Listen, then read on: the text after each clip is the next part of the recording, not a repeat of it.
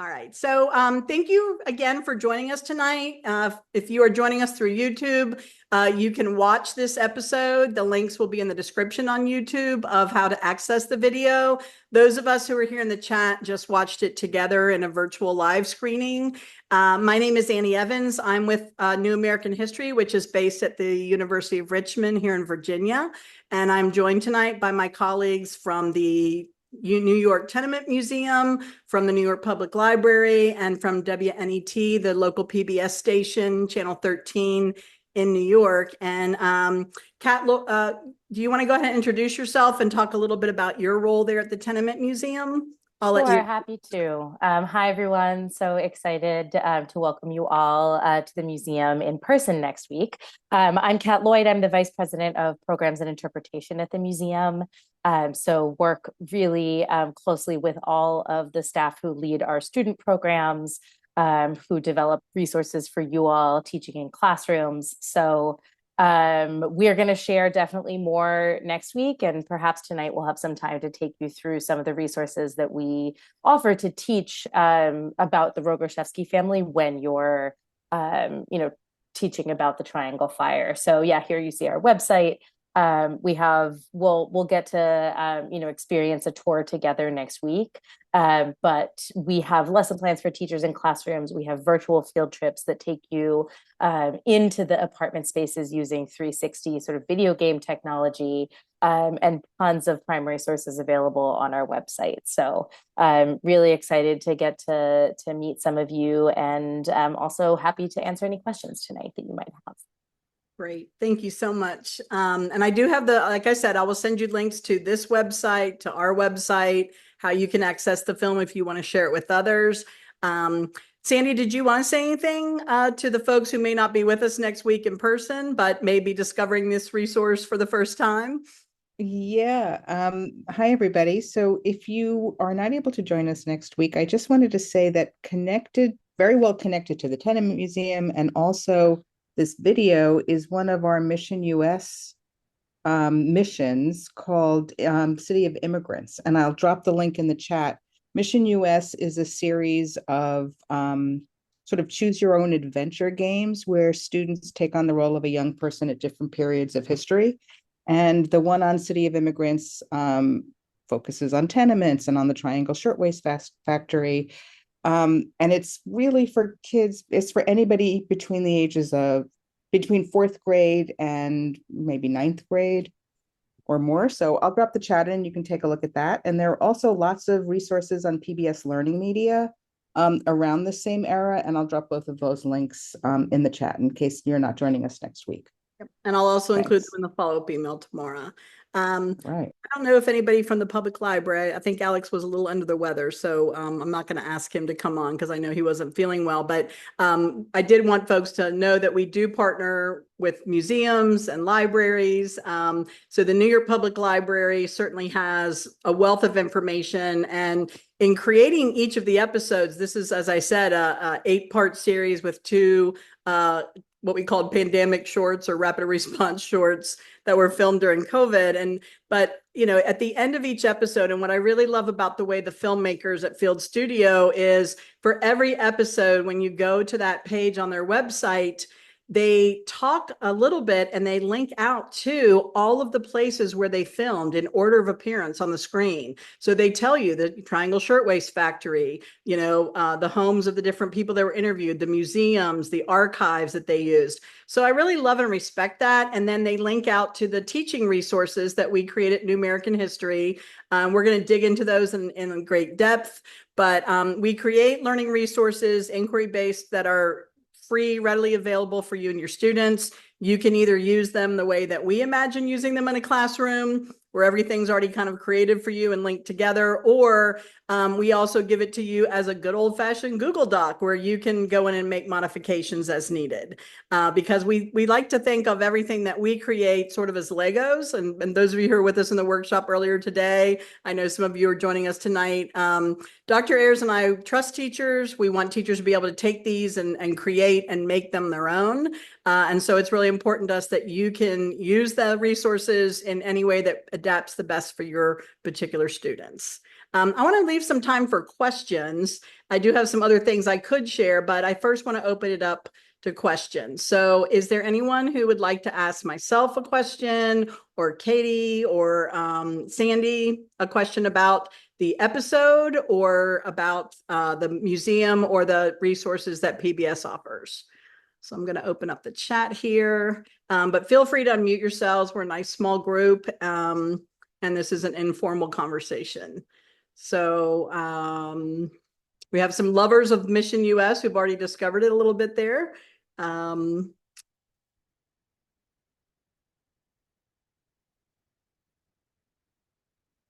we've got a history major from U of R. That will be very delightful to Dr. Ayers. He loves it when we have UR alum joining us. Lots of friends from New York and some of our friends from Texas, all over Massachusetts. Does anyone have a question about any of the resources, or about the film itself, or just a reaction? What did you think of the episode? How might you imagine using it with your class? Was there a particular segment that really spoke to you?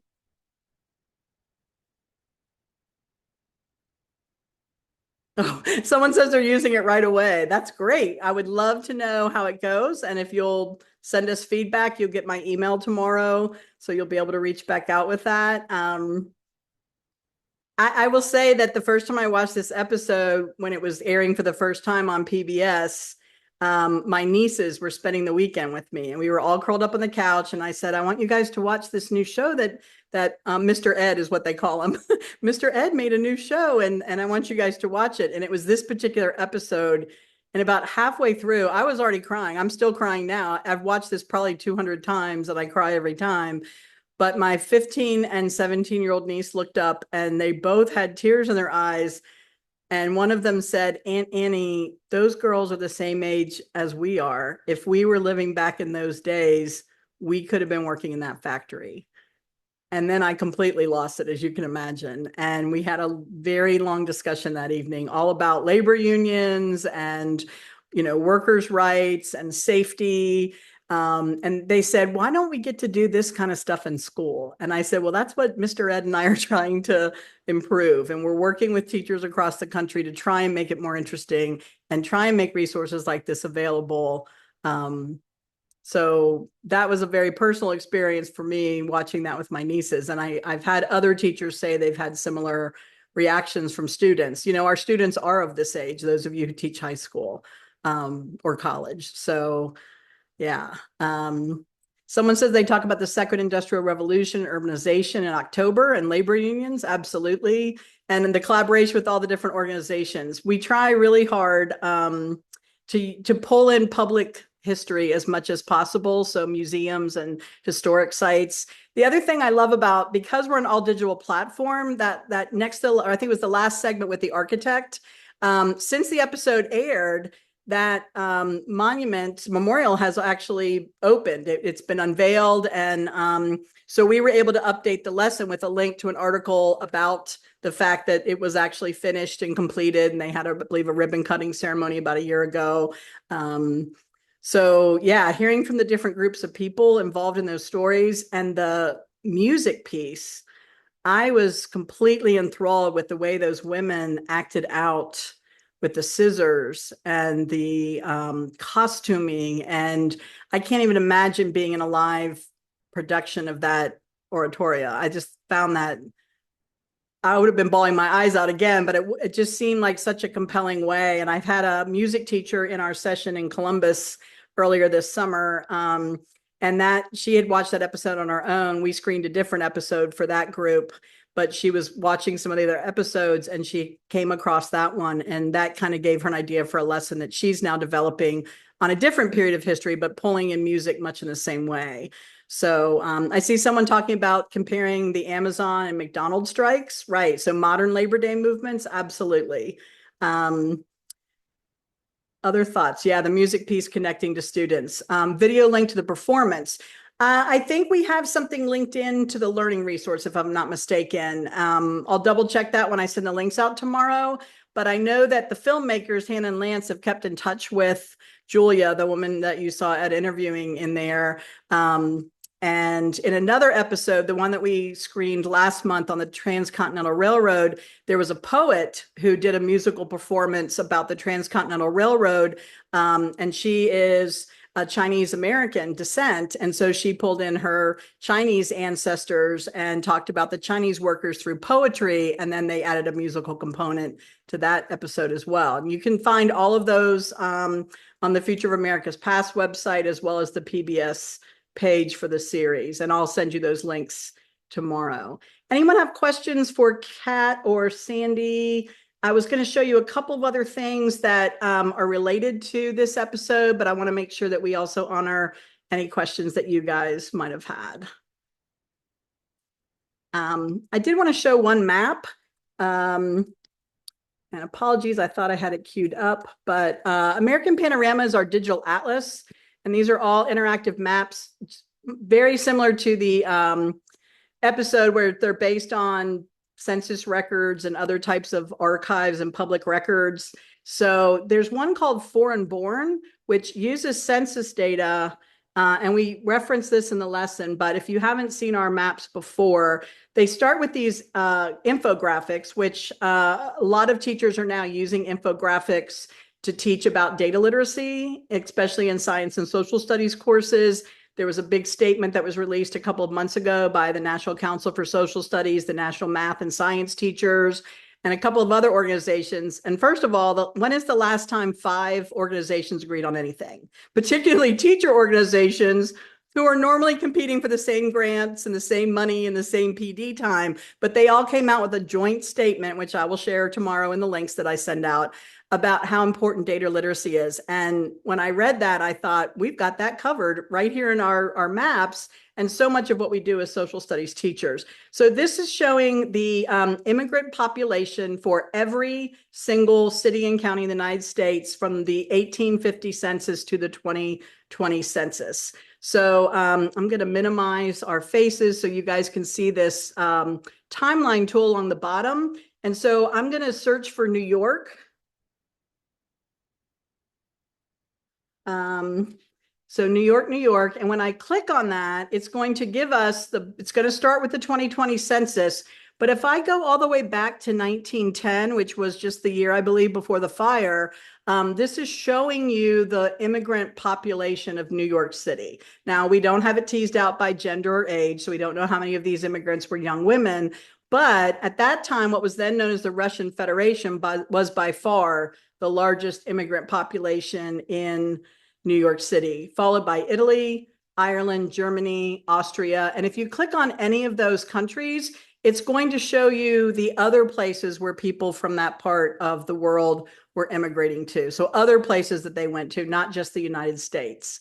But if you look, you scroll down that list and then compare them to the names that people were writing on the sidewalk in chalk, or the groups that were represented in some of those readings or on the memorial when you trace those names. So this is a really powerful tool. And then kids can kind of look and see as they go through each decade. By the 1950s, Italy was now your largest immigrant population. Russian Federation had dropped down to 3rd. Come up a few more decades. By the 1980s, Mexico, by far, your largest immigrant population. Italy's down there, number 4. By 2000, Mexico continues, but then Central America, China, Philippines, India. So a lot more Asian immigrants in more recent decades. And then going all the way up to 2010 and 2020. So this is another really useful tool where we can tell immigrant stories and compare changes in migration patterns and data and population. So I wanted to make sure that folks were aware of that resource. And that is embedded in the learning resources that we developed that you'll get a copy of tomorrow as well. So we have about 10 minutes left. Does anybody, did that spark a question, or anybody have a comment about the map or the video? Or someone talked about an internship coordinator for special education. Is there anything that you saw in there that you thought would appeal to a student with a special ed population? A lot of EL teachers, English learners, particularly find the interactive maps very useful for students that are perhaps their reading level isn't on grade level, but they seem to enjoy using the digital maps. So I was wondering if anyone had thoughts on that, how you would adapt some of these resources. Yeah, the maps always get a lot of love. Someone says they wanted to use the maps, but they feel intimidated. Wishing a math teacher could team up. That's actually a great idea. And a lot of our maps do involve statistical data. The map of forced migration of enslaved Americans, that we have bubble plots, and that's something that's typically taught in 7th grade algebra. We've had lots of teachers say I pulled in the math teacher on that one. So that's actually a great way to pull in that data literacy piece across curricular areas. And I can also zoom into your class. I can share any of these tools and resources. I do that all the time. You can reach out and I can walk them through a portion of the lesson, or just come in for 15 or 20 minutes and show your students how the maps work. And then I can log out and you guys can continue on, or, I can kind of custom make it however would be most helpful to you and your students. So that's something that we do quite often. Anyone else have thoughts or questions? And you can unmute yourself, or you can continue to put it in the chat. Absolutely. Please do reach out. Anyone else? All right. I think we have enough time. I will walk you through the lesson that goes with this episode. So you'll get a link to this. This is our learning resources library. You can search by topic. You can search for a key term. I'm going to search shirtwaist. I'm pretty sure we only have one lesson that has that word in it. But this is the teacher version of our learning resources. The only difference between the teacher and the student version, you notice this button here that says view student version. When you go to the student version, the color is different just as a way to visually tell the difference. It does say for students at the top. The navy blue border indicates this is the student version. It doesn't include teaching tips. It doesn't include things like materials that you need to teach the lesson, that sort of thing. And it doesn't include links out to national standards, which kids don't really care about and they don't really need. But it does include the vocabulary in a drop-down menu, and a short little blurb that kind of sets them up for success. Here's what we're about to look at. But once we get into the inquiry, we use a 5E's inquiry method. All of the video clips, we chunk the episode. So you're not watching the whole 27 minutes in a row. You watch a snippet, and then you stop and you discuss, and we have inquiry-based questions already built around it. We set a little bit of the historical context, then we go into the next video clip. Same thing, then we link out to other collaborators. Here's a website from Cornell where they talk a little bit about the way that the Triangle Shirtwaist Fire has been commemorated over the years. We link out to some other sites and ask kids to kind of think about it and unpack what they learned in that exploration. So as you can see, everything's kind of linked in there for you. We have kids analyzing quotes from Dr. Ayers, quotes from the ancestors, and have activities built in for students to read through other stories of the victims of the Triangle Shirtwaist Fire. So you're pulling in your literacy. They're getting an opportunity to read primary documents. They're already linked in there for you. Exploring images. Watching another video clip, there's an activity pulling in the map. So we kind of walk you step by step how the map works. Talking about newspapers and archives and how students can access those primary sources. We have a nice gallery feature where they can go through and look at different images. How are different people around the world reporting on what happened in New York at the Shirtwaist Fire? And then we always try and pull it up into the modern era. So here we talk about the modern Labor Day movements and relate it. And then we pull in this beautiful musical component as well. And then there's a little piece here on the memorial. And then we added something at the end about the new monument.